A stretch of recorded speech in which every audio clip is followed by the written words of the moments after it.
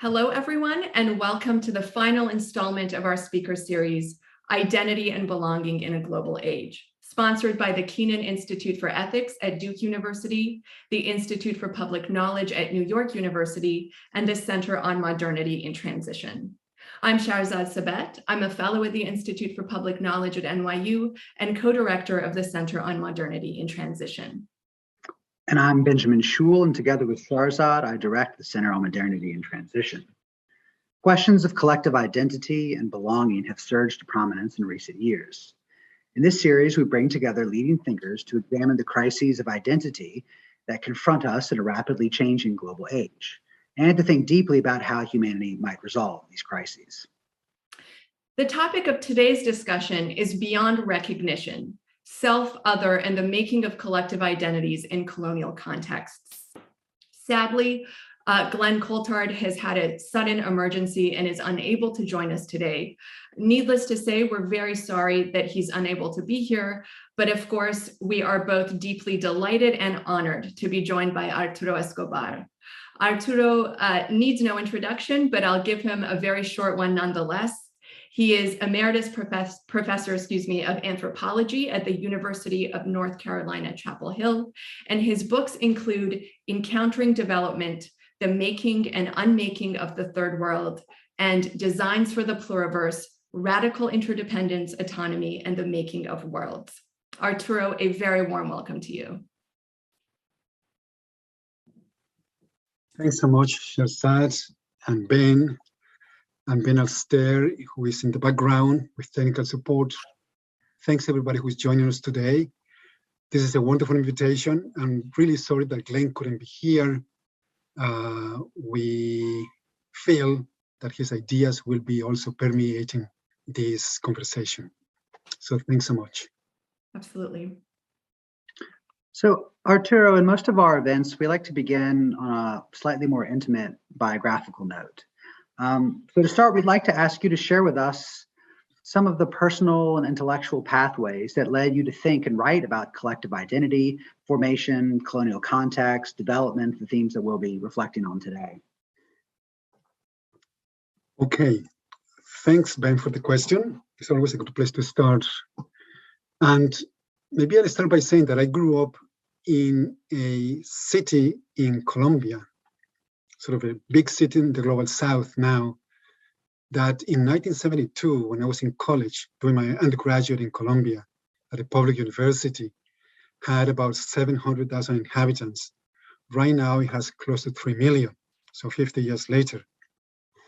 And we didn't know then in the 1970s that Cali would become this very large, congested, noisy, chaotic, and especially racially and class divide in terms of race and class so much as it is today.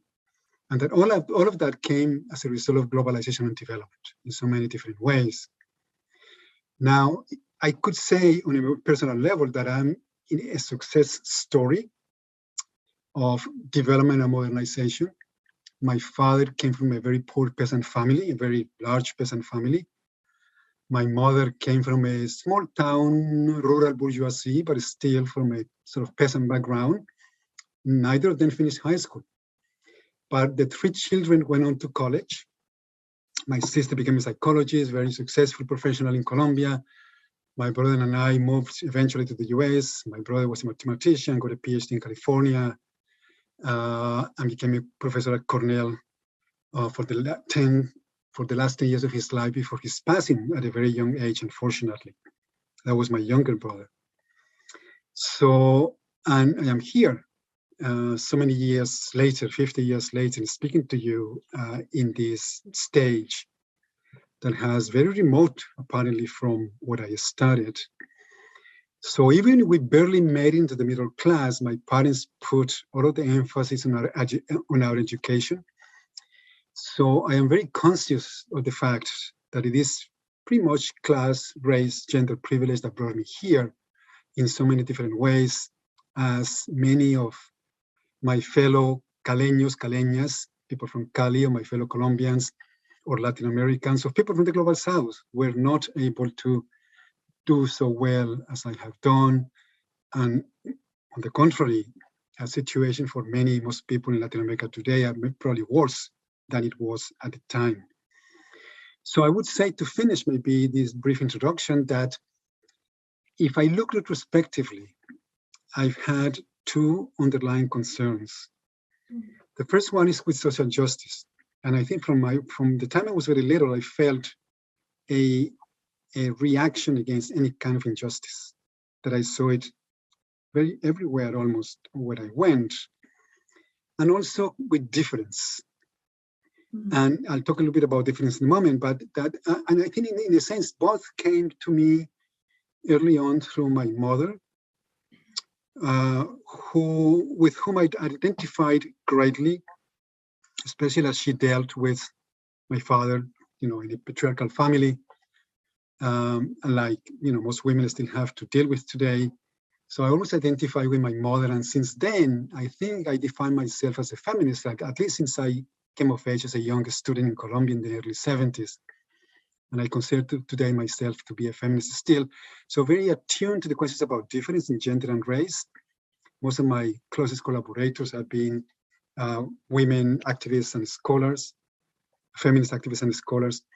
And to go back for a minute, why the connection with the colonial question, identity question, came also because from the time I was very young, I reacted strongly against this idea that Latin America and Colombia had to develop in the image of the West. And especially for us Latin Americans, that meant the US.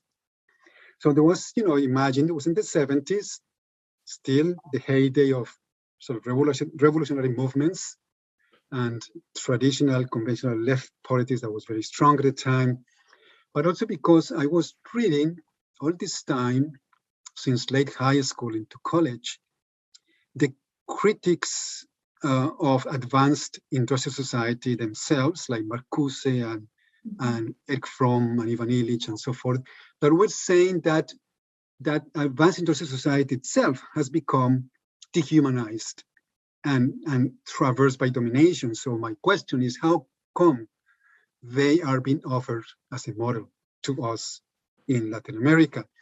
And it was also the moment of dependency theory in the late 60s, early 70s, and throughout the 70s and 80s. The great boom in Latin American literature, from Garcia Marquez and Borges to Vargas Llosa and so forth. And so all of that crystallized a search and a question, one of the most pressing questions in Latin American critical thinking from the get-go of independence in the 19th century to today, which is the question of identity. What are we Latin Americans? We are neither fully modern nor fully traditional anymore. So where do we place ourselves in the context of the nations of the world and the planet? So the question of Latin American identity was very important. And then starting, and I finished with this, the fourth element is working in a rainforest region in Colombia, in the Pacific rainforest region. After I finished my PhD, there was a deconstruction of development in which I tried to precisely show that this dream, this idea of development didn't make any sense, or only made sense as a strategy of cultural production and a strategy of domination. That I wanted to show cases in real life of resistance to development. And I went to the Pacific rainforest region that was by then, in the early 90s, discovered as one of the hotspots of biodiversity. And I wanted to show that the mostly Black communities, some indigenous communities as well, inhabiting the region, didn't want this development and were opposed to it. And I found a really vibrant social movement, a growing Black movement, which was beginning, that articulated its strategy in terms of the defense of both their territories and their cultural difference. So it wasn't for inclusion, it wasn't for participation, it wasn't for any of those things. It was just to be able to be the kinds of people that they were and to maintain the autonomy over the territories. So that would say then that development in Latin America was the form that the colonial took for us, that the colonial took, for instance, for, indigenous and people in North America, in Canada, in the US, and many non-Western peoples in the old world. So that's what I would say. There would be much more to say, of course, to any of these questions, but we can leave it at that for now. Thank you, Arturo, for that really interesting personal perspective. I'm sure, or I hope, we'll come back to many of those themes that you raised in this conversation. I want to actually just begin by asking you to elaborate your views on the title theme of today's conversation, self, other, and the making of collective identities in colonial contexts. And given Glenn Coulthard's unanticipated absence today, I want to bring some of his thinking into this question as well. In Glenn's book, Red Skin, White Masks, he draws on the work of Frantz Fanon to reject, basically, the liberal politics of recognition advanced and championed by thinkers like Charles Taylor. Glenn focuses on the post-1969 history of Indigenous state relations in Canada, and he argues that recognition-based models of liberal pluralism, which have included, for instance, land negotiations and the extension by the state of certain cultural rights. Glenn argues that these are essentially contemporary tools of colonialism designed to maintain and further Indigenous dispossession. As he writes, and I'll quote here directly from his book, instead of ushering in an era of peaceful coexistence grounded on the idea of reciprocity or mutual recognition, the politics of recognition in its contemporary liberal form promises to reproduce the very configurations of colonialist, racist, patriarchal state power that Indigenous peoples' demands for recognition have historically sought to transcend. End quote. So instead, Glenn makes the case for an Indigenous resurgence paradigm, which turns not to the colonial state and society for recognition, but rather seeks collective self-recognition and self-affirmation. Arturo, your work's engagement with Black and Indigenous movements in the Pacific Coast region of Colombia amplifies similar dynamics. You write about how Colombia's constitutional reform of 1991 created conditions for an intense period of cultural and political activism by local Black and Indigenous groups, with one of the most defining aspects of the period being the emergence of Black communities and Black ethnicity as categories of identity. So one of the key questions that you raise is whether the emergence of these identities reflects the power of the neoliberal state to create the terms within which subaltern groups must define themselves, for example, through the state-granted cultural and territorial rights that were instituted in the early 1990s, or whether the emergence of these identities reflects the direct action and agency of the social movements themselves. So Arturo, given your engagement and involvement with these social movements, how would you answer the question? Or perhaps to put the question more broadly, from your perspective, what is and what should be the role of recognition, self, and other in the making and remaking of collective identities in colonial contexts? Okay, that's another wonderful question, Sherzad. Thank you. To begin with, I think I will say that I agree completely with Glenn's vision on this question. And I find not only his critique of liberalism as an ontological, epistemic, and political framing for the questions about identity, self-determination, autonomy, and so forth, but also his framework of resurgence, which resonates, is one of the frameworks produced outside of Latin America that really resonates the most with Latin American framings of or emphasis on non-liberal, non-state-centric or non-state-centered post-capitalist alternatives and transitions. So I really find strong resonance with Glenn's work from the perspective of Latin American critical perspectives. Okay, his notion of grounded normativity as well, which is in a way is sort of the vision from within indigenous communities that underlines the resurgence principle, and that actually has been elaborated in a really wonderful way by Leanne Simpson. Most of you probably know who she is, as a radical resurgence framework. Yes. That grounded normativity is very similar to the notion that many Black groups and indigenous groups describe in terms of the cosmovision, is the vision of the world. We could say maybe in a standard academic terms, that is their ontology. It's sort of like grounded normativity is a bit like an ontology, it's not exactly that, and cosmovision as well. So I wanted to start by making that point. And so in terms of my experience in Colombia, and there are some differences, obviously, that maybe we can point out along the way between the indigenous vision in North America and indigenous and Black visions in Latin America.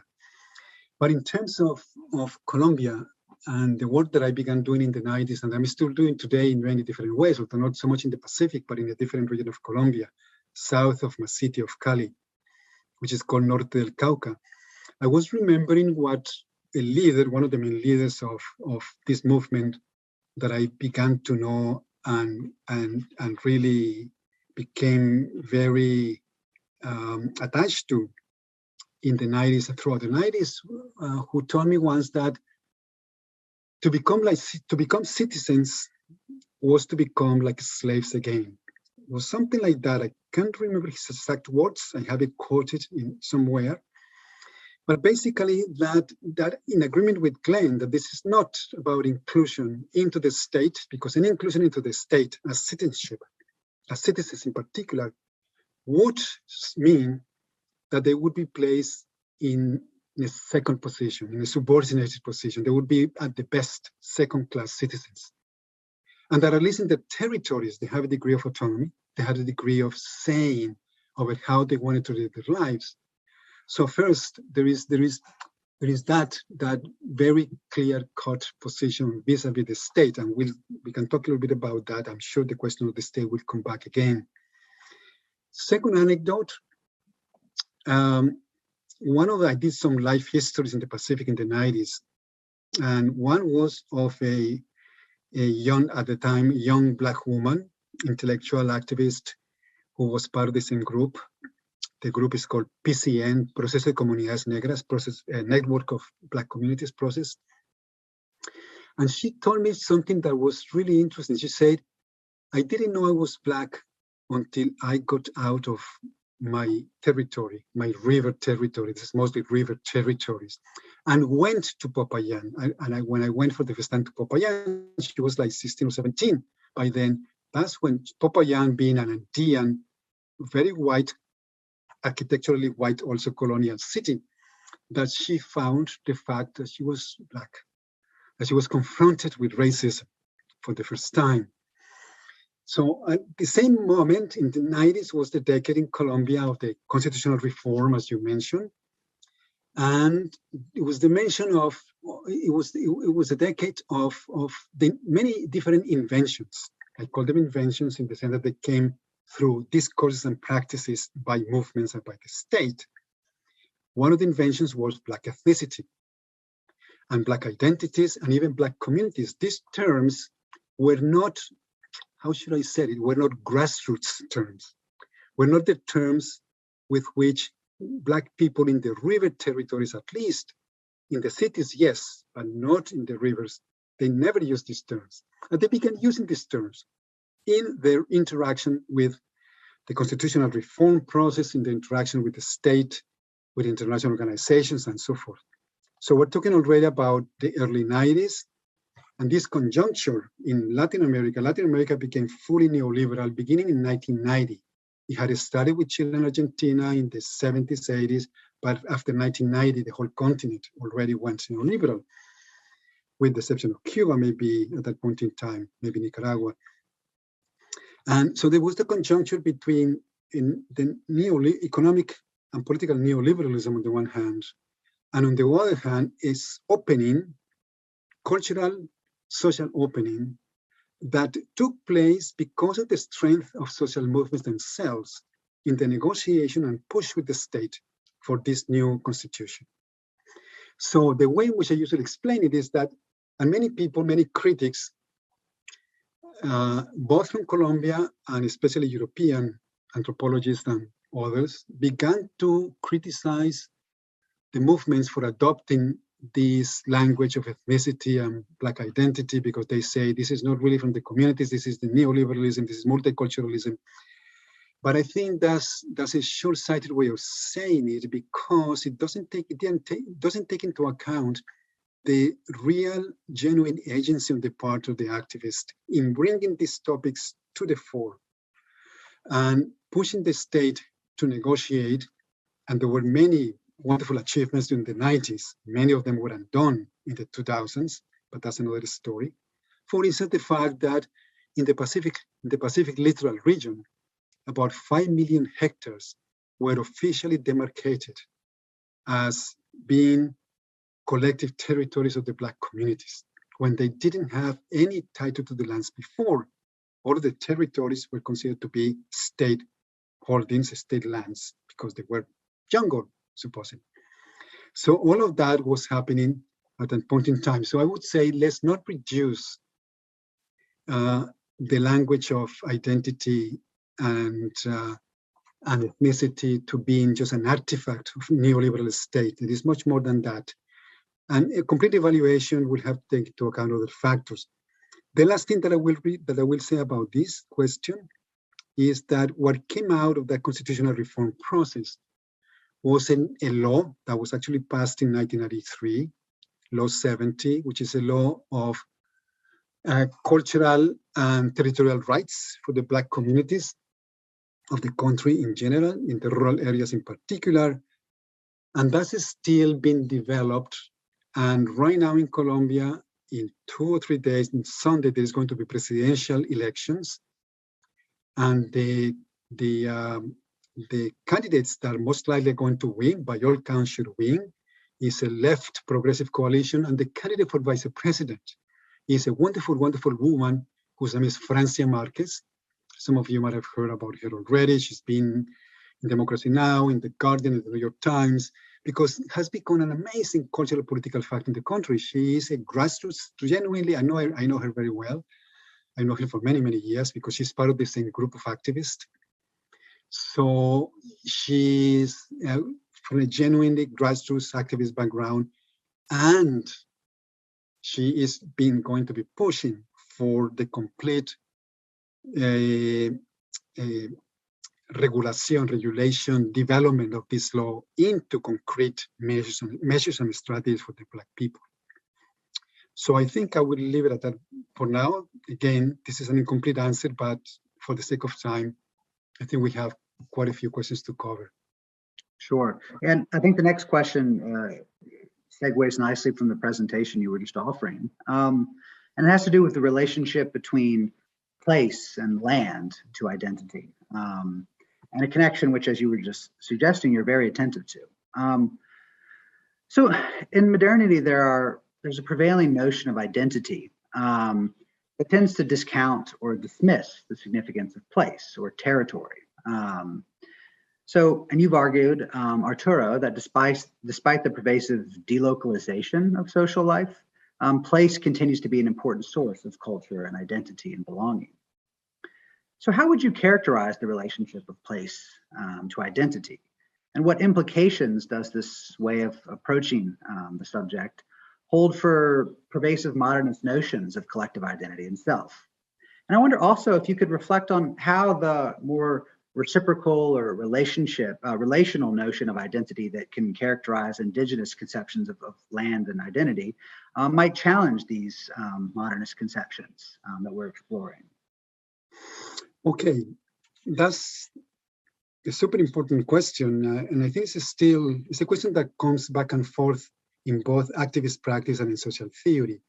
And most of the things that I will say will move from in between these two domains, activist practice and activist intellectual practice, which is also theoretical at times, and critical academic work, critical social theory.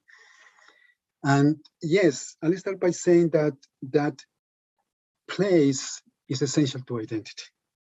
I think it has been the conceit of modernity to delink identity from place, to delink the human from place.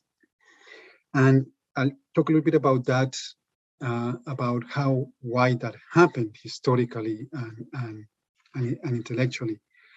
But let me preface it by saying that modernity, as you say, Ben, has been profoundly delocalizing, decommunalizing, and desacralizing of social life. And I think the three things go in tandem. Individualizing as well, rationalizing all these different things, abstracting all those INGs and isms that go along with what we usually criticize about modernity or modernities. One of the best instantiations that I found in recent years to name, to pinpoint the origin of these features of modern ontology and modern epistemology is from the work of wonderful Jamaican philosopher Sylvia Wynter. Some of you might know her work. Her work is not easy to read. It's tough. It's difficult to read, but it's an amazing revelation in so many different ways. And Sylvia Wynter, one of the things that she says that I really, really like and find very powerful is that we are all humans today to a greater or lesser extent.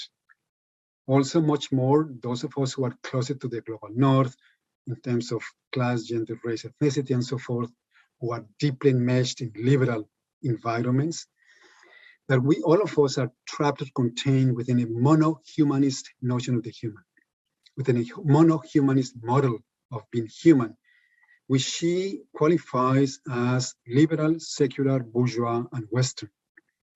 And there's a genealogy of that is not the point to retrace here, but is very illuminating, that it starts with the Renaissance and the conquest of America and moves through the end of the 18th century and through the 19th century, and then crystallizes with what she calls a bioeconomic conception of the human.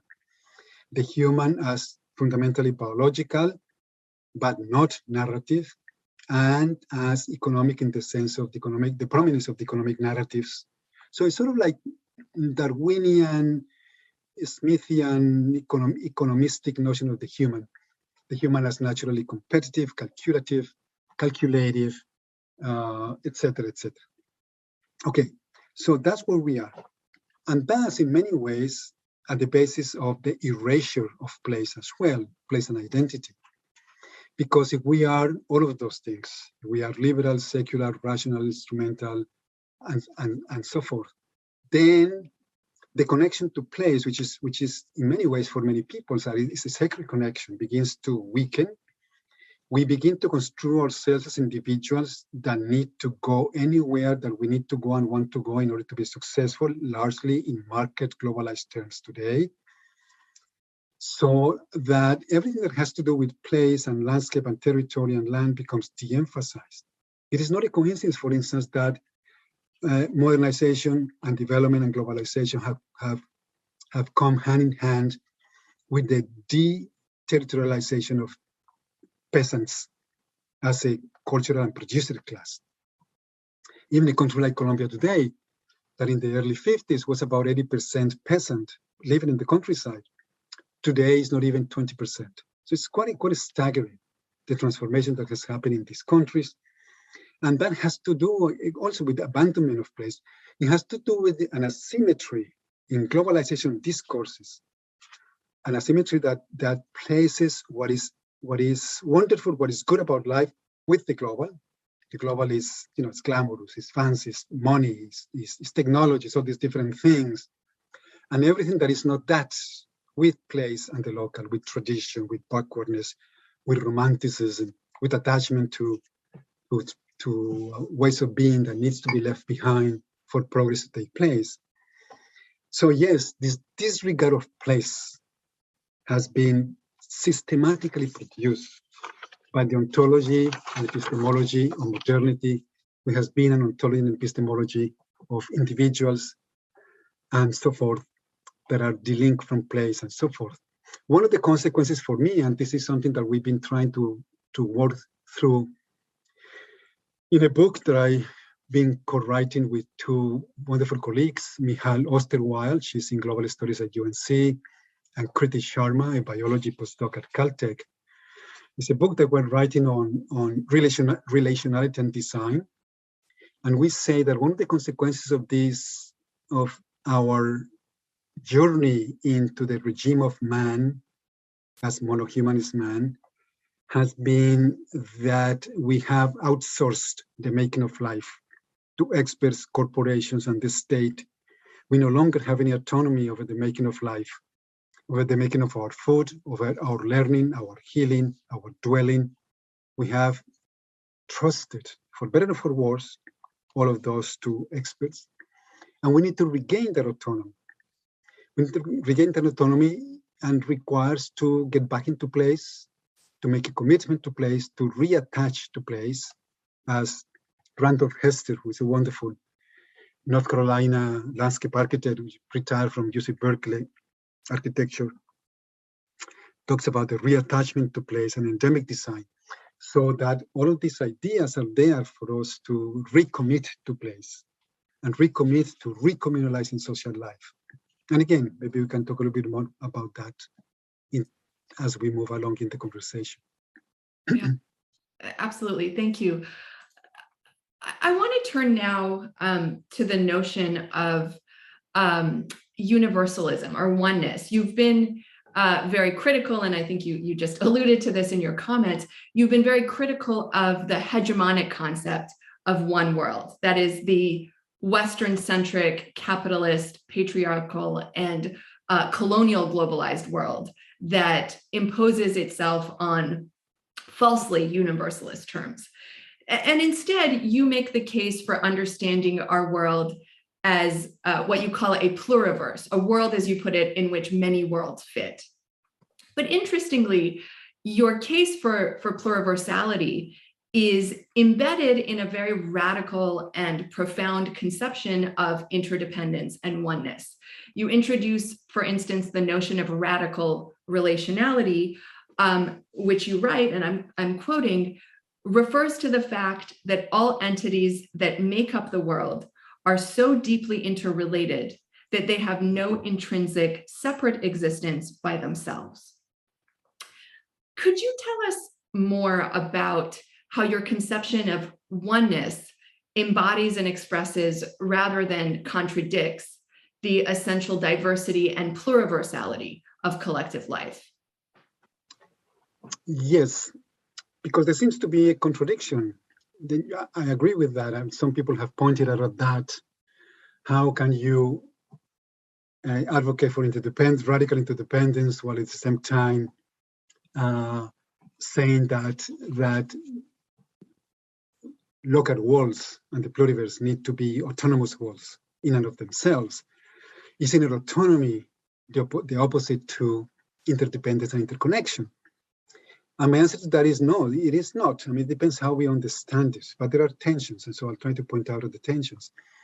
Well, first, let me say that, again, maybe going back to that book that I mentioned before that we're writing with Michal and Kriti, which is called Designing Relationally, Making and Restoring Life, restoring and setting life into story again, restoring, it's a play of words there, that we made the case, like many people are making, you are not the only ones, obviously, that radical interdependence or relationality is the genuine foundation of all life.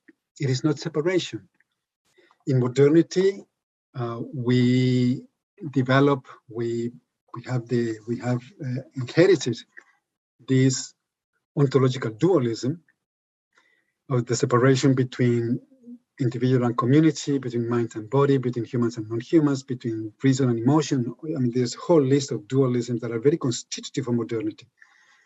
So we're saying it is not separation. It's not these intrinsically existing objects, subjects, acts, and so forth that describe best life and social life, and biological life and social life, but radical interdependence, a continuation, a continuity between all of the forms of life in the planet.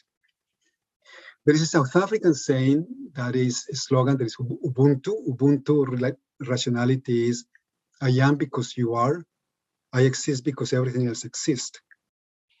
The Buddhist notion of interbeing and interdependence is another expression of this. So just the first point that I want to make then is pointing out at the significance and importance of relationality or radical interdependence for rethinking many of these questions today. Because most of these questions have been conceptualized from the perspective of an ontology and epistemology of separation. Okay, that's the first point. Second, with the question, I was remembering this wonderful sentence from the introduction to Deleuze and Guattari's book, 1,000 Plateaus. At some point in the book, and this is really worth reading, they say, we arrived at the magic formula. Monism equals pluralism. And then they say we arrived there. To arrive there, we have to go through all the dualisms that are the necessary enemies, and the dualisms that are like the furniture that we have to continuously rearrange to arrive at a different place, a different place where monism can be equal to pluralism. Now, I'm not an expert on monism. I should say that. I'm aware that there is amazingly rich, long-standing from thousands of years traditions of monist thinking and practice in different religions, in different traditions. I think when we talk about this pluriverse and so forth, I would stay more with an idea of monism that is not so much about one origin or one divinity, one God, one substance, but about the unity of existence. It's the unity of existence. And yes, the unity of existence is correct in so many different ways. Maybe it's what immanence is also about. And again, I'm not an expert on immanence either, but I think we have to think about the connection between monism and oneness, between oneness, monism, immanence, and radical pluralism, and so forth. So when we talk about the pluriverse, and by the way, this is a principle that was proposed by the Zapatista in the 90s, when they say that we do not want to fit into this single world of globalization, the capitalist hydra, the heteropatriarchal, colonial, racist, capitalist world. We want to create a new one. We want to create a world where many worlds fit. So that's the most succinct definition of the pluriverse, a world where many worlds fit, or a world of many worlds, as Marisol de la Cadena and Mario Blaser have re-articulated in a book with that title, A World of Many Worlds. That I wanted to make that clear. And then, to me, and this is a relatively recent revelation, I guess, which is talking about the tension between autonomy and interdependence. And autonomy in Latin America is a very strong concept. It's a very strong concept that is not about individual autonomy. Autonomy in Latin America is always collective, and it's always political, and it's always local and place-based. But it could network with other autonomous communities. Okay, so about autonomy and interdependence are mutually constituted. And they are both inherent to the notion of the pluriverse. So the pluriverse, in many ways, is the result of that dance between autonomy and interdependence. And I could give you a justification for that from biology, from the biology of Maturana and Varela in particular, from the concept of autopoiesis, which is an amazing concept. And if you wish, we can get back to that if we have time at some point, about how biological autonomy is the essence of any organism that is alive, but also that organisms don't exist by themselves. They do relate to the environments through exchanges of matter and energy and language and so forth. But that in order to continue to be the kinds of organisms or the kinds of communities that they are, then they have to effect a kind of operational closure. That's the concept that they use, operational closure. They have to do a little bit of self-enclosing, then to be able to then connect to the rest in that notion of interdependence. So autopoiesis, in my mind, and autonomy does not contradict interdependence. They are mutually constituted, they are essential to each other. And finally, maybe there is something else that I wanted to add about that. No, I think that's basically what I wanted to say about this particular concept. I hope it makes sense. I know it's one set of the question once and for all, at least that's not the purpose of the idea, but. No, it's a very profound reflection. And it's actually one that we've been touching on in a number of the events throughout this series. And I think moving from, and I think we'll come back to some of these ideas as well. But with these radical visions of new possibilities, of new forms of relationality, of new forms of identity, of new ways of engaging with place and land, there arises a number of what you might call sort of strategic questions. So in this regard, like, how do you think about the relationship between what you might describe as strategic, incremental efforts to improve the social order that currently exists, and the pursuit of more radical attempts to bring forth a new civilizational social pattern from a profoundly different root? In your book, The Designs for the Pluriverse, for example, you begin by articulating your conviction that in response to the ongoing and interrelated crises of climate, food, energy, poverty, and meaning, the only logical conclusion that we can reach is, and I quote, "What needs to change is an entire way of life and a whole system of world making." But simultaneously, you temper this more utopian call for transformation by highlighting the necessity of rigorously learning about the concrete strategies and activities that people can pursue to gradually and incrementally remold the societies in which they live. So I want to ask you to say a few more words about what you see as the proper relationship between what you've described as the politics of the real and the politics of the possible, and pursuing the kind of vision of social transformation that you put forth. Okay, well, I think to me, in my experience, this is one of the most difficult questions we can ask today, again, in both social theory and in activist practice. And it's been asked actively, and there's a lot of experimentation around these questions. And I did try to give it my best possible answer in the introduction or in the preface to the English edition of this book called Pluriversal Politics, in which I try to deal precisely with that question of reviewers asked me a variation of that question, which was, is there a role for modernist politics, for progressive left politics within the modern paradigm onto epistemology in pluriversal politics? Are they at odds? Can they work in tandem? Can they work together? And my answer to that was yes, but we have to be very mindful about how we do that. So I'd like to give you a sense of that, and maybe begin with a few intuitive answers or problematizations of that question. One of the main ones to me is always the wonderfully provocative question by Audre Lorde: can the master's tools ever dismantle the master's house? And there are variations of that.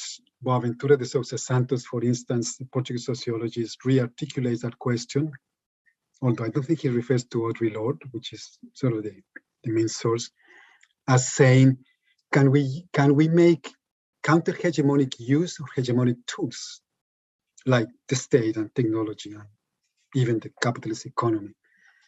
Can there be a non-reformist reform, a reform that doesn't strengthen the onto-epistemology of intrinsically existing subjects and objects that is so central to heteropatriarchal capitalism and racism, but on the contrary moves towards the other side of the spectrum, the radical interdependent side of the spectrum? So that's to begin as a provocation. And then what I'd like to do is to talk about two aspects of the question. One is the question as a theoretical issue, and the second one is the question as a strategy, as a political strategy. So in terms of the question in modern social theory, and I think they are it refers to two open questions in social theory. The first one is how does significant social change happen? And the second one is what constitutes a transformative radical alternative? How do we know that we're seeing one when we see it, a radical transformative alternative? So in terms of the first one, how does social change, significant social change, radical social change, if you wish, happen? And we don't have any more compelling answers to that question. If we give up the liberal answer, which is that social change happens through an additional accretion of individual acts that transform institutions, that transform society, that become reflected in new regulations and new ways of being that are, a better society in the long run. If we don't think that that's sufficient, and once we also give up the traditional Marxist idea of a revolutionary struggle developed through class consciousness, a reappropriation of the ownership of the means of production, et cetera, and even we also give up the post-structuralist reply to that question, which is that we need to change the discourses of truth through which power produces, creates the realities with which we have to live, then we are not left with too much. But there are many, many clues about how do we maybe even incorporating aspects of the liberal, the Marxist, and the post-structuralist paradigms of social change, but move them in the direction of pluriversality and relationality. And one of the ones that I found most interesting, that I've been interested in for a long, long time as well, is theories originating in biology. Especially, this is sort of like started at dissenting paradigms within biology, or not even paradigms because they were not paradigms, but there's a dissenting imagination within biology. The theories of complexity, emergence, and self-organization. And most of us have heard about that, about chaos and the butterfly effect and all these different things. But delving into these theories, you find that they really get much better at the nature of life than we with our abstract social theories, whether liberal, Marxist, or structuralist. And why do I say that? Because complexity, self-organization, and emergence are precisely an account of how life comes into being. Is always coming into being through processes of co-emergence. We co-emerge with the universe, we co-emerge with the world. It's about radical interdependence. Everything is always being relating to each other, and through that relatedness, the forms, the shapes, the structures, the worlds, the species, everything that we see comes into being. So life is an emergent property of this set of interrelations. And how do we situate ourselves within that emergence? Is a question that then, how do we begin to see ourselves and the world as co-emergent with every one of our actions? Now, I could go on about that, but let me shift to the second register, that of activist practice or strategy. And what I see from activists, what I've learned from activists in Latin America, especially from Colombia, is that they usually operate, especially in relation to the state. It's different in relation to capitalism, but in relation to the state, they operate on three different levels. They might engage with the state on some grounds, for instance, for recognition to some extent, for rights, for reparations, for many of these different goals. They also want to contest the state and democratize the state, but they also want to do things on their own in complete autonomy in relation to the state. Now, in my experience, activists are very good at moving through these three different spaces, working with the state, working against the state, working beyond the state. And the autonomous position is strong in Latin America. It's basically, we don't work with the state, similar to Glenn's position as well. You know, as Gustavo Esteva, who recently passed away, one of the most brilliant critics of development, said, any opportunity, any contact of poor people and the peasants with the state is an opportunity for being damaged. for being minimized, for being subordinated, for being exploited. So that's what comes from the state. But the question remains then, what happens with all of these small realizations, creations, counter designs, strategies, projects that are arising on the ground all the time. And everywhere in the world, there are wonderful, beautiful things emerging from resistant forces, from grassroots groups, from environmental groups, from people trying to do ecological design, biodesign. None of this is perfect. Some are more, in a sense, transformative than others. But nevertheless, then they are trying to point in the direction of pluriversality and interdependence. And that's the question of what is a radical alternative? How do we see one how do we recognize one when we see it? And this is one of the areas in which quite a bit of work is being done, especially people who are focusing on looking at the convergences among networks of alternatives. And there are several projects going on. And what we see is how these radical alternatives, which they define, and those alternatives that are sometimes very small scale, but that are seeking to decouple from large capitalist markets, to oppose all forms of hierarchy, to foster self-sufficiency and autonomy, to really be sustainable and integrated with the earth, etc., etc. How do they begin to connect with each other? And we don't have a good idea about that. There are new metaphors that are coming into place. The metaphor of rhizomes is one of them, networks, of course, but rhizomes as well, self-organizing meshworks of alternatives, mycelia, many of them originate in biology now, as ways of sort of non-horizontal connections that emerge from the practice of movements relating to each other. I'll read one little quote from, if I find it, from David. This comes from David Bollier. David Bollier writes with Silke Helfrich. She's German. David is from Massachusetts. I'll put in Silke's name in the chat quickly. And they have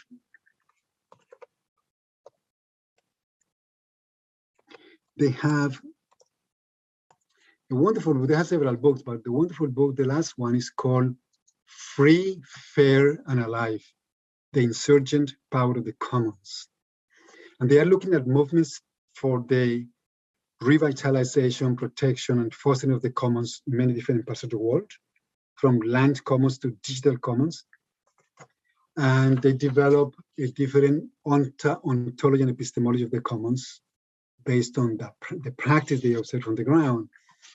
And in one interview, David Bollier says the following: rather than proposing a glowing vision of a commons-based society, meaning by that, rather than proposing a single great grand alternative to heteropatriarchal global capitalism, I am content to point to hundreds of smaller scale projects and movements as they find each other, replicate their innovations, and federate, keyword, into a more coordinated, self-aware polity. If I even call it that, dare to call it that, well, that's when things will get really interesting. So when these so-called small-scale experiments begin to connect with each other and try to form coalitions and networks that produce extra local effects, more macro effects, if you wish, through confederations of alternatives. And of course, we understand that there is a philosophical anarchism position here, connected with social ecology and with other tendencies in philosophical and political anarchism. That's another way of thinking about that conundrum, whether that goes beyond whether working within the system or working outside of the system. We are all working within and outside at the same time. It's difficult, it's impossible to do it otherwise. Well, this is a very good segue into the next question, which turns to this language of transitions, which you deploy at various points in your work. So you use the idea of transitions to describe, quote, the expansive and steady and discontinuous processes through which established patterns of social order are actually transformed. And in this regard, you draw particular attention to potential insights stemming from the realm of biology, utilizing in particular this reflection on insect metamorphosis put forth by biologist Brian Goodwin. And so I'll quote from this passage at length because it's extremely stimulating. I'm optimistic that we can go through the transition as an expression of the continually creative emergence of organic form that is the essence of the living process in which we participate. Like the caterpillar that wraps itself up in its silken swaddling bands prior to metamorphosis into a butterfly, we have wrapped ourselves in a tangled skein from which we can emerge only by going through a similar dramatic transformation. In the world of insects, this transformation occurs as a result of a self-digestion, a meltdown of the caterpillar in which only a few living foci of living tissue remain intact. It is from this that the legs, wings, antennae, body segments, and other structure of the adult form emerge as an integrated, transformed being, the butterfly. What the cultural correspondences of this metaphor might mean, we can only speculate. So again, this is in your book on designs for the pluriverse, this comes at sort of a crucial moment in your concluding reflections. And then you go on to suggest that viewing contemporary affairs as an expression of humanity's ongoing transition into a more sustainable, just, peaceful, prosperous, diversified, enlivened pattern of civilization provides us with a more constructive way of thinking about human futures than the prescriptions in vogue given to us by established institutions. So perhaps you can elaborate your thinking on this front. How does approaching social affairs through the lens of a dynamically, organically unfolding transition toward what you describe as a kind of global civilizational pluriverse enable us to erect more constructive frameworks for action and thought? Might there be certain empirical phenomena, some of which you were discussing, that while remaining marginal and obscure within current systems of social analysis, would come more centrally and clearly into view when one adopts the kind of transitional lens that you put forth? And just as a sort of a counterpart in Glenn's absence, in his own work, Glenn Coulthard becomes somewhat critical of the language of transitions, but for reasons somewhat different, I understand, than your own arguments. So, for example, he challenges the framework of transitional justice, which instead of seeking to transform the existing state of affairs, focuses on re-embedding conflicting groups within the crystallized structures of the liberal state. He also challenges Marx and Fanon's presentation of indigenous practices of self-recognition and self-empowerment as a limited transitional stage within the decolonizing process, and instead sort of wants to see it as something more perennial, something more enduring. So perhaps after answering the questions above about your own work and thinking, you could say a few words about where you might stand in relation to the kind of criticisms of the language of transitions that Glenn puts forth. Okay, let me start with talking about how I understand transitions, and then we'll get back to Glenn. And I don't think there's a contradiction there.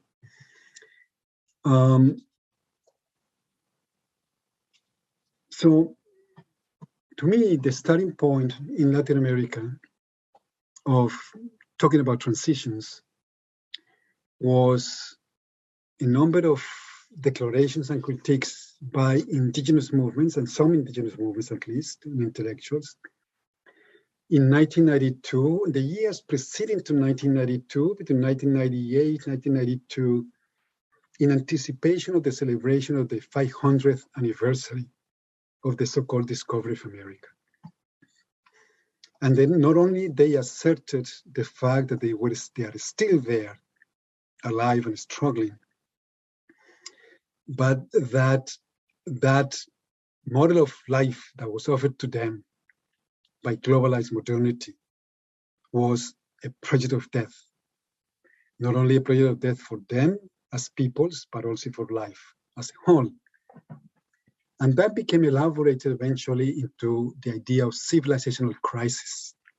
They started to assert that the contemporary crisis of the capitalist, patriarchal colonial system is a crisis in a particular mode of existence. Again, sort of broadly speaking, Western capitalist mode of existence.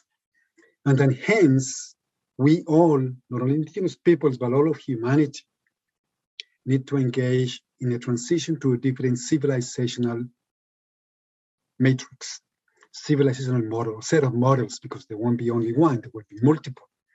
And hence the idea of the pluriverse comes into being shortly after that formulation. So that's one historical reference that I wanted to make sure we have. Second, Brian Goodwin was a Canadian biologist, was a theories of complexity and self-organization. He taught for many years at Schumacher College in Southern England, which is a wonderful alternative think tank for all things transition. Now they have a transition masters in many of these different things, and holistic science. And I met him there several times. It was a privilege as well. And always one of these amazing imaginations within biology that we're trying to suggest a different understanding of life without rejecting the bulk of what came before, but reorienting, especially the concept of evolution and genetics from the deterministic role into a different kind of understanding. So when he talked about the meltdown, I mean, we talked about that the image of the caterpillar melting down and retaining only the basic sort of essential elements of it to reborn, for a rebirth into a very different entity. I thought, well, this makes sense a lot to me. It makes a lot of sense that that's what we have to do, because not much of what we have today is up to the task of undergoing the metamorphosis. When Naomi Klein wrote her book, Capitalism and the Climate, and then the subtitle was, "This Changes Everything," I immediately thought, well, then that means that everything needs to change. And really, everything needs to change. That doesn't mean that we have to throw out the baby with the bathwater. There will be many things that we need to keep and we have to keep, and we have to go through the modern, through arrive, and especially today, through the artificial, as the new horizon for being within globalized modernity, which is the artificial. And this is not my idea, this is the idea of the people, through arrive at a different understanding of economy and technology and society that is genuinely pluriversal and earth-bound, earth-wise. Okay. And transition, I mean, what we academics do in many ways is collect narratives, collect stories. So about 10, 15 years ago, when I was beginning to think about design, I started collecting narratives for transition. And I realized that they're emerging from many different quarters and domains, from science, from spirituality, from interreligious dialogues, from social movements, from activist practice, from indigenous movements, from radical critics of the West, within the West. So talking about transitions in these sort of larger, more complicated civilizational terms. So it's not just a transition within capitalism, it's not a transition within modernity, it's a transition beyond capitalism, beyond modernity. And then even that, I wanted to read a couple of quotes. Let me see if I found them in relation to this. This is from this, obviously the wonderful Buddhist teacher, Thich Nhat Hanh, who passed away a few months ago. He says, he invites us all to engage in the following meditation when he's thinking about the contemporary civilization centered on individualism and consumption. He says, breathing in I know this civilization is going to die. Breathing out, this civilization is dying, cannot escape dying. So this is very strong. It's really, really powerful. And this coming from a revered Buddhist teacher should make us think. And of course, behind this is also the Buddhist notion of impermanence, but that we have to let go of this Western modernity as a civilizational project. And that modernity itself needs to re-articulate its own project for itself, out of modernity, but going beyond, aiming to go beyond it. And of course, the famous sentence by Gramsci, talking about transition as well, that says that the crisis consists precisely in the fact that the old is dying and the new cannot be born. In the interregnum, he continues, a great variety of morbid symptoms appear. And of course, we can see the morbid symptoms all over the place. The war in Ukraine, global climate change, all of these different things, the increasing, the staggering, obscene increase of inequality, xenophobia, feminicides, all of this is those morbid. So the question is for the West and for all cultures and civilizations, all human groups today, how do we accomplish these transitions? And what is the role of stories in that? And I think the stories have a very powerful role to play. Thomas Berry, who some of you might know, who is this wonderful North American ecologist and theologian, passed away in 2004, I believe, wrote about this, about the role of stories in shaping the worlds in which we live. And in one of his writings from the 80s, he says the following. He says, it is all a question of story. We are in trouble just now because we do not have a good story. We are in between stories. The old story, the account of how the world came to be and how we fit into it, is no longer effective. It's referring to the mainstream sort of story of Judeo-Christian West and tradition and capitalism and so forth. It says it has become a dysfunctional cosmology. Think about the killing of the young elementary school students in Texas a couple of days ago. A dysfunctional cosmology. It functioned well for a long time. It did. It certainly produced a lot of progress, wonderful things. Nobody's denying that. And it's not even a question of going back to the past. It's a question of moving forward past what has happened already. But it is no longer the story of the earth, nor is it the integral story of the human community. It is a sectarian story. It's an anthropocentric story. It's an objectifying story. It's a story of a particular political system and the political system that is very reductive and objectifying. So all of those things are there. And somewhere, so I've been thinking about, I can send this paper to anybody who wants to read it. I try to talk about the multiple news stories that might be emerging today. I focus on Latin America because it's what I know best. But for instance, there is wonderful stories emerging from all of the eco-bio movements in the world. A Chinese philosopher, Yu Hui, who is a wonderful sort of post-Heideggerian philosopher who also knows very well the Chinese philosophies and cosmologies, has his own version of how new stories and new histories can begin to appear through an engagement between art, technology, and culture. So there are many proposals. And so in that paper, I conclude with identified 6 axes or strategies for transition. I'm just going to list them now, but I won't talk about them. But again, I can send you both the paper if you want to make it available to anybody. And the 6 axes are the following. These are sort of 6 axes of principles that we individually or especially collectively can take as clues, maybe.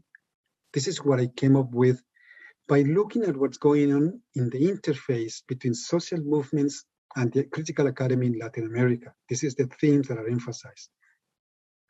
The first one is the recommunalization of social life.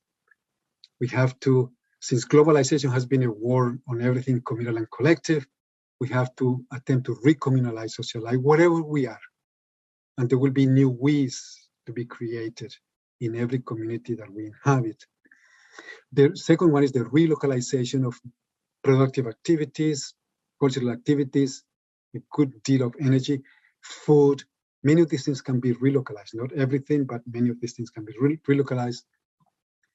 The third one is the strengthening of autonomy at the local level, collective autonomy, because without autonomy, relocalization and recommunalization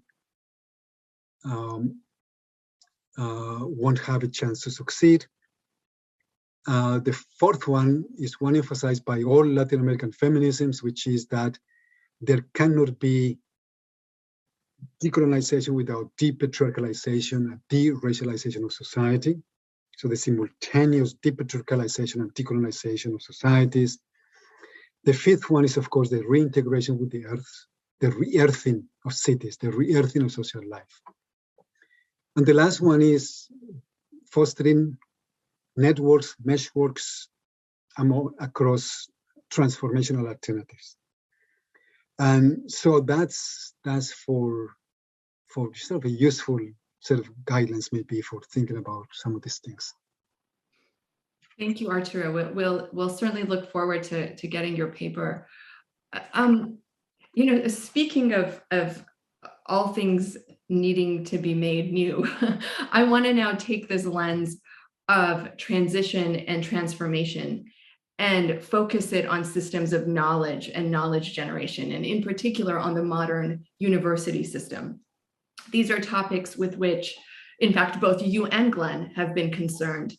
And they're also topics of great interest to Ben and me, especially in the context of our research organization, the Center on Modernity and Transition, which has as one of its core missions to critically examine the foundations of the modern university and to contribute to its reimagination. So we're very eager to get your take on this theme. This is actually a juncture at which I think it would have been especially interesting to have Glenn here, because he's co-founded and continues to be intimately involved with an Indigenous land-based post-secondary program, which operates in the Canadian North, called the Dechinta Center for Learning and Research. And I'm hoping that one day perhaps we can engage the two of you together on this theme. But turning more directly to your work on this topic, you've written, and I'm quoting again, "Founded on the principles of separation and disconnection from the natural world, academic knowledge in general seems unprepared to provide us with the earthwise knowledge needed for the integral functioning of humans and the earth.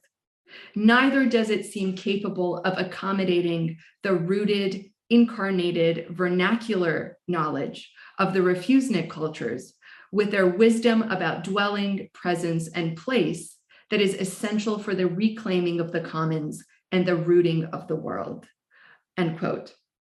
And along very similar lines, in a just published article, you make a powerful case for the transformation of the modern university, characterizing it as an institution currently at the service, as you put it, of an unsustainable and defuturing mode of social and ecological existence.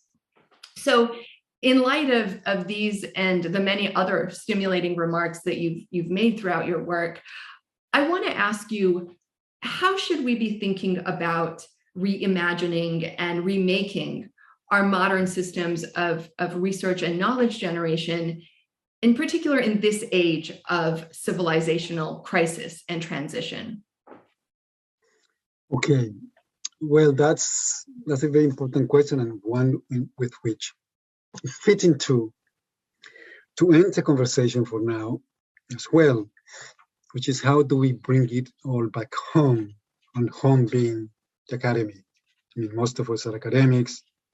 I don't know about the audience, but certainly we here, whether NYU or Duke or Chapel Hill or what have you.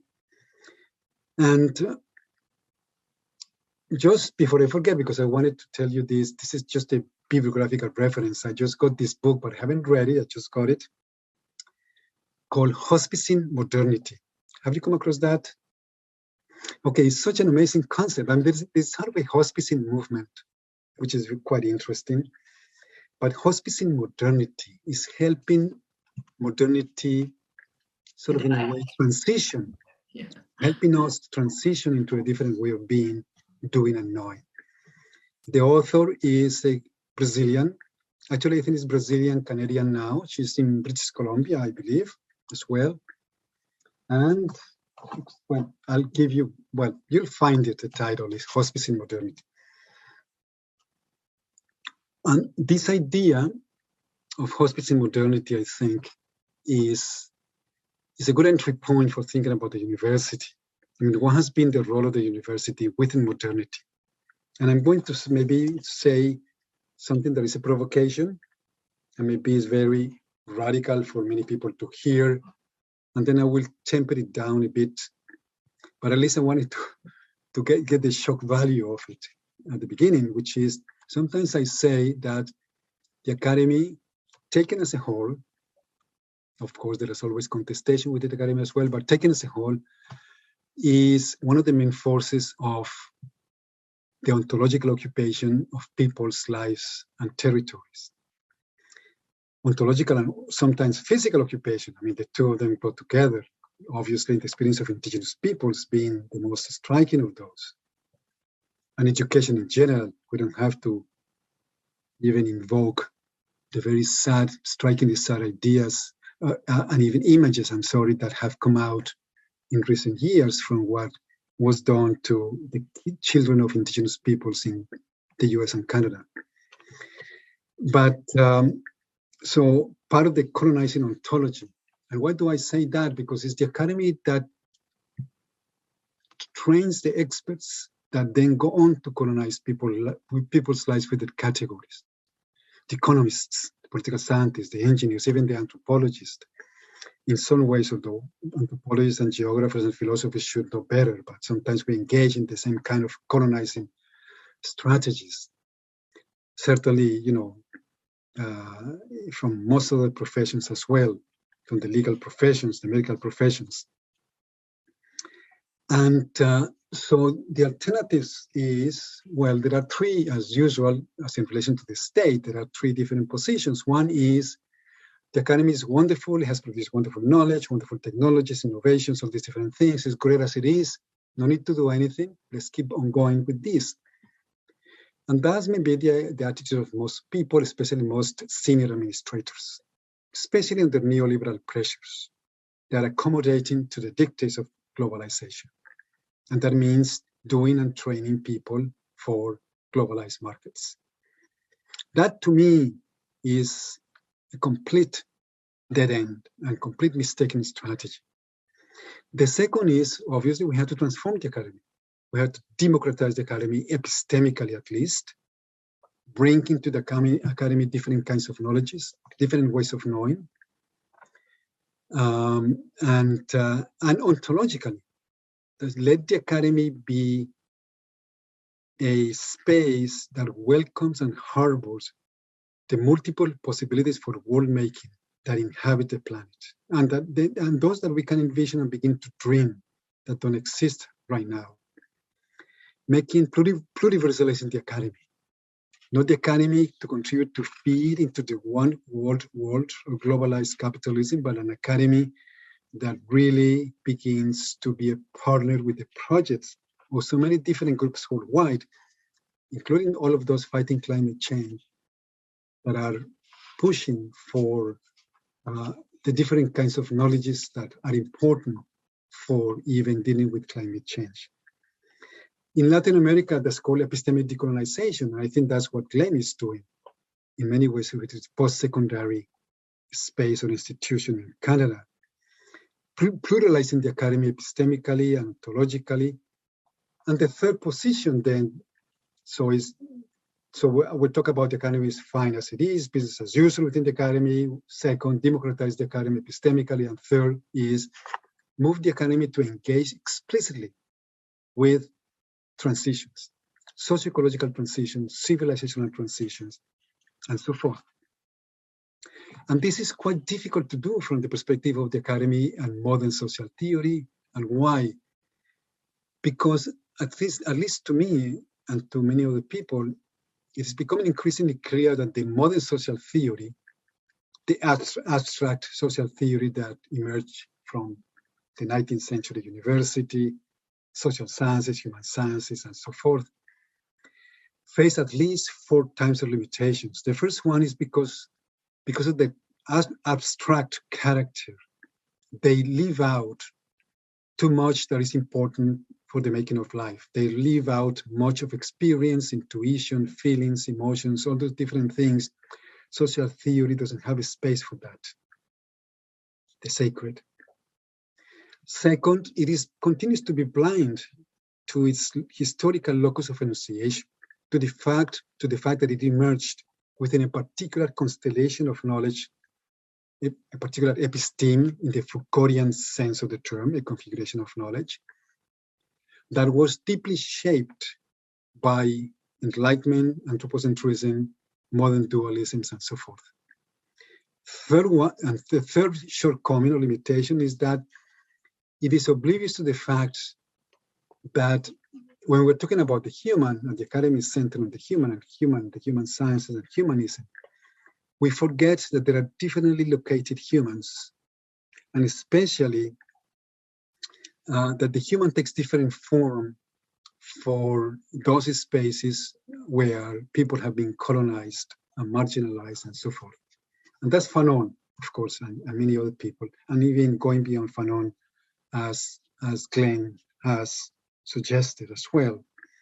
And the last one is that in separating theory and practice, it creates this idea that we can transform the world just with theory, and that's not the case. I mean, theories are important, categories are important, they do change things, but we need to engage in the practice of transformation in order to bring about significant transformation.